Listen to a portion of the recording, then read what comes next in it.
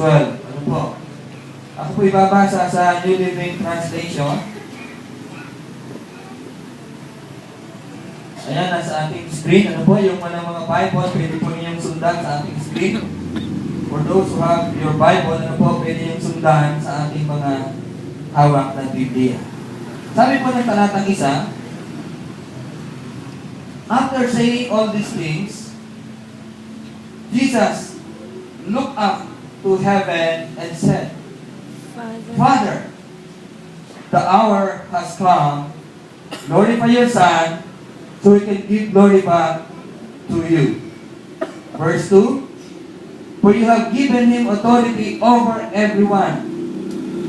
He gives eternal life to each one of you have given him. And this is the way to have eternal life. To know you, the only true God, and Jesus Christ, the one who sent to earth. I brought glory to you here on earth by completing the work you gave me to do. Verse 5, now, Father, bring me into the glory we shared before the world began. I have revealed you to the ones you gave me from this world. They were always yours. You gave them to me, and they have kept your words. Now, they know that everything I have is a gift from you, for I have passed on to them the message you gave me. They accepted it and know that I came from you, and they believe you sent me. My prayer is not for the world, but for those who have given me, because they belong to you. Sabihin nga po natin, they belong to you. They belong to you. Oh. All who are mine belong to you. You have given them to me, so they bring me glory. Now, I am departing from the world. They are staying in this world, but I am coming to you. Holy Father, you have given me your name. Now, protect them by the power of your name, so that they will be united just as we are.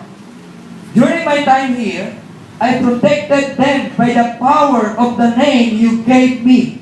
I guarded them so that not one was lost except the one headed for destruction, as the scriptures foretold. Ang Diyos ang magpala sa pagkakabasa ng salita ng Diyos na buhugutan natin ng katotohanan sa gabi ito para sa paksain na ating pag-uusapan, mga kapatid. Ano po? The first night, last Monday, ay itinuro sa atin ng ating Ama sa pananampalataya na hinango sa Roma, Kabanatang 8, talatang 20 at 30 nang sabi ay kilalang-kilala na kita. Di po ba? Tayo pong individual na narito po ngayong gabi, tayo ay kilalang-kilala ng Diyos. Amen. Ano po? Dahil sa pagkakilala niya sa atin, 1,000 years before, 1000 taon pa bago ang lumipas at dumating tayo sa ating kapanahunan, alam na ng Diyos, sabi niya, kilala niya na tayo. Can you imagine how powerful this God, Gano'ng makapangyarihan ang Diyos na ito, na ang individual na mabubuhay sa 1000 taon pang darating ay kilala na ng Diyos. 1000 taon pa bago pa dumating sa ating kapanahunan, kilala na tayo ng Diyos. So, ibig sabihin, yung desisyon po natin nung tayo ay tawagin ng Diyos, for I knew you and choose you, sabi ron, and I called you, yung desisyon po natin na tanggapin ang panawagan ng Diyos, alam niya na, bago pa tayo isilang, bago pa likhain ang sanlibutan ito, bago pa itatag ang pundasyon ng mundong ito, kilala na at alam na ng Diyos kung anong desisyon mayroon po tayo sa panahon ito. Alam niya na. Ganon ang ano po, ganon pinakikita ng Diyos. So, ibig sabihin, yung desisyon pa rin po natin nalalakaran after ng 2011 at pagtungtong ng 2012, hanggang sa mga darating na taon pa, alam na ng Diyos kung anong klaseng desisyon ang mayroon po tayo. Hello? So, tayo po ay dinadala ng Diyos, ano po, kasi sa simula pa, ang lahat ng ginawa ng Panginoon Kristo, perfect na. Tama? Yan. Anong sabi po? Ang pundasyon po nito ay ang salita ng Diyos. Ang sabi na sa Juan, kabanatang 1, talatang 1, ang sabi po dito, ano po, aking babasahin, sa today's English version ang ginamit ko, sabi po dito, before the world was created, the Word already existed. Ang sabi po dito, ano po? Before the world was created, the Word already existed. So, He was with God. Sa NLT, sabi po rito, ano po, anong sabi sa NLT? In the beginning, ang sabi mo, was the Word. Di po ba? In the beginning, the Word already existed. Ayan. So, kasi ang lahat ng ating pinakikinggan ay ang pundasyon nito, ang salita ng Diyos. Amen. Wala tayong pinakikinggan sa pamilyang ito, kundi ang salita ng Diyos. Ang lahat ng mensahe na dala ng ating Ama sa pananampalataya, 2 years ago, ano po, ay lahat galing sa purong at totoong salita ng Diyos. Walang ibang pinakamatibay, ano po, even the foundation of a mountain ay kayang wasakin ng kapangyarihan ng salita ng Diyos. The Word of God is stronger than the foundation of a mountain. Why? Ang sabi niya, before the world was created, the Word already existed. Wala pa ang lahat ng yan, ang salita ng Diyos, nariyan na. So, ganon katibay ang salita ng Diyos, mga kapatid. Ganon katatag ang salita ng Diyos. Kaya nga sabi niya, if you have prayed like this, ano sabi niya, kung meron kang pananampalataya na ganito, saan natin naalaman yan? Sa salita ng Diyos. Hello?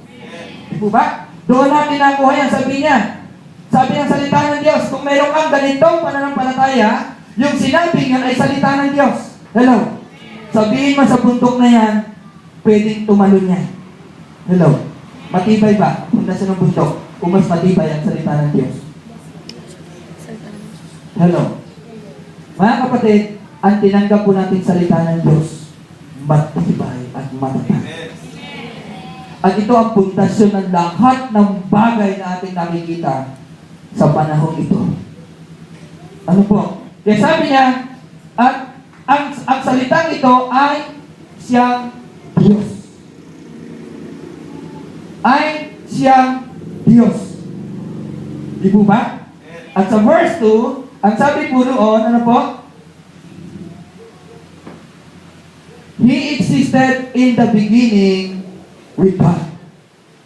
This word ay naroon na existed with God. And in verse 3, ang sabi rito, ano po, sa pamagitan ng salitang ito, lahat-lahat ng nakikita po natin, o hindi man natin nakikita ng ating naked eye, ay galing sa Diyos na walang iba kundi ang salita.